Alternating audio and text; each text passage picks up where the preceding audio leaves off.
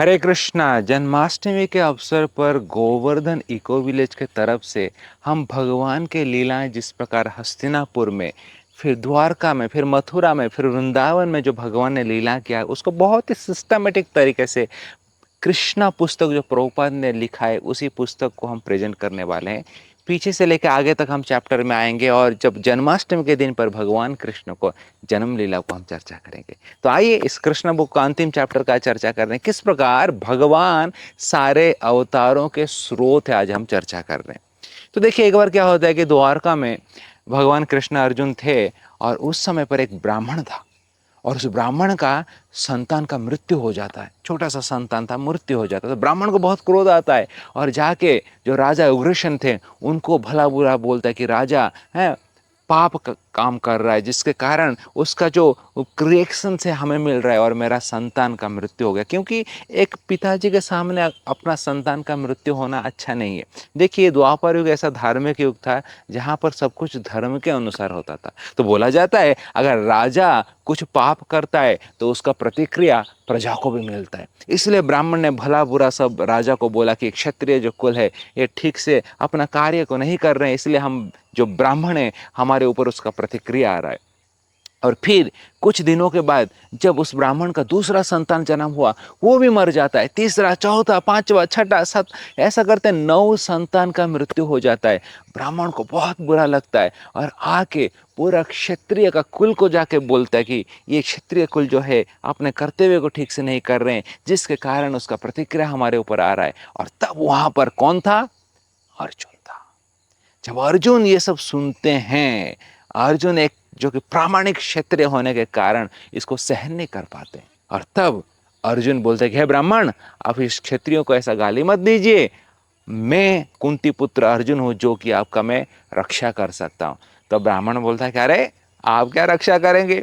यहाँ पर कृष्ण है, यहाँ पर बलराम है, यहाँ पर प्रद्युम्न है, यहाँ पर अनिरुद्ध है, वो लोग कुछ नहीं कर पाए और आप करेंगे? तो ब्राह्मण अर्जुन का परिहास करता है। अर्जुन बोलते हैं, अर्जुन को बहुत गुस्सा आता है। अर्जुन बोलता है ब्राह्मण भूला मत, मैं कृष्ण नहीं हूं, मैं बलराम नहीं हूं, मैं अर्जुन हूं। मैं कुंती पुत्र अर्जुन हूं जो कि शिव जी के साथ भी युद्ध किया था और शिव जी को प्रसन्न किया था और उनसे पशुपति अस्त्र को मैं प्राप्त किया हूं। इसलिए आप मेरे वीर्य के ऊपर आशंका मत कीजिए, आप मुझे आपका रक्षा करने के लिए एक सहयोग दीजिए, मैं जरूर मेरा प्रतिज्ञा को पूर्ण करूंगा। तो ब्राह्मण बोले ठीक है। और फिर अर्जुन बोलते हैं अगर मैं अपना प्रतिज्ञा को पूर्ण नहीं कर पाया तो उसी दिन मैं अग्नि में प्रवेश करके अपने को दाह कर दूंगा। सोचिए अर्जुन का प्रतिज्ञा जब ब्राह्मण सुनते बोले ठीक है, आपको मैं जरूर याद करूंगा बोल के ब्राह्मण खुश होके आगे चले जाते। ब्राह्मण जी का जब 10वां संतान का जन्म होने ही वाला था तब ब्राह्मण ने अर्जुन को पुकारते हैं और अर्जुन को बुलाते हैं। तो अर्जुन तुरंत आके ब्राह्मण के घर के सामने पूरा अपना शक्ति लगा देते हैं और ब्राह्मण का बच्चा को बचाने के लिए प्रयास करता है। बच्चा का जन्म होता है और जन्म होते ही बच्चा रोना शुरू करता है और कुछ ही समय में रोने के बाद बच्चों का मृत्यु फिर से हो जाता है। तो ब्राह्मण बोलता है कि अर्जुन देखिए मेरा बच्चे का मृत्यु हो गया। अर्जुन तुरंत अपना गांडीव को लेके बच्चे को ढूंढने के लिए सारा संसार में निकल जाता है। बोला जाता है कि अर्जुन यमलोक में भी जाता है और वहां भी ढूंढता है, वहां भी नहीं मिलता है। स्वर्गलोक में जाता है, इंद्र चंद्र अग्नि सभी के लोगों में ढूंढता है, नहीं मिलता है। और उसके ऊपर जाता है जना तप मोहर, यहां तक कि ब्रह्मलोक में भी जाता है, लेकिन ब्रह्मलोक में भी नहीं मिलता क्योंकि अर्जुन के पास बहुत शक्ति था, योग शक्ति था। सोचिए ब्रह्मलोक तक चला जाता, मतलब ब्रह्मांड में चारों तरफ ढूंढ लेता है, लेकिन कहाँ भी अर्जुन को मिलता नहीं। तब बेचारा अर्जुन मायूस हो जाता है और उसको अपना प्रतिज्ञा याद आता है कि अगर मैं इस ब्राह्मण का संतान को बचा नहीं पाया तो मैं अग्नि में प्रवेश करूंगा बोला था। और अर्जुन क्योंकि क्षत्रिय था अपने वचन से पीछे नहीं आ सकता है, तुरंत वो आता है और फिर द्वारका में अग्नि को जला के उसके अंदर प्रवेश करने ही वाला था। वहां पर उसके मित्र द्वारकाधीश भगवान श्री कृष्ण आते हैं, अर्जुन थोड़ा रुक जाओ। और मेरे साथ चलो, हम जाके इस ब्राह्मण का पुत्र को ढूंढने का प्रयास करते हैं। और भगवान कृष्ण अपने रथ में अर्जुन को बिठाते हुए निकल पड़ते हैं। और निकलते निकलते बोला जाता है कि इस जम्बू द्वीप, जो हमारा भारतवर्ष है, इस जम्बू द्वीप के ऊपर है, जम्बू द्वीप को पार करके, 7 द्वीप को पार करके भगवान कृष्ण अर्जुन को लेके जाते हैं। फिर लोका लोका पर्वत आता है, घना काला पड़ जाता है, क्योंकि वहाँ पर सूर्य जी का रोशनी वहाँ नहीं जाता है। और फिर भगवान अपने सुदर्शन चक्र के से आगे घोड़ों को रास्ता दिखाते हैं, और ऐसे करते करते इस ब्रह्मांड को पार करके बाहर निकल जाते हैं। सोचिए, भगवान कृष्ण कुछ भी कर सकते हैं। और पहुंच जाते हैं कहाँ पर? विरजा नदी, जो कि इस ब्रह्मांड भौतिक संसार और आध्यात्मिक संसार को अलग करता है। विरजा नदी में पहुंच जाते हैं, और उस विरजा नदी को जैसे ही अंदर प्रवेश करते हैं, वहां पर देखते हैं महाविष्णु लेटे हुए हैं। और वहां पर कृष्ण अर्जुन को देखा जाते हैं, ए अर्जुन देखो, ये सब संतान यहाँ पर महाविष्णु के पास है।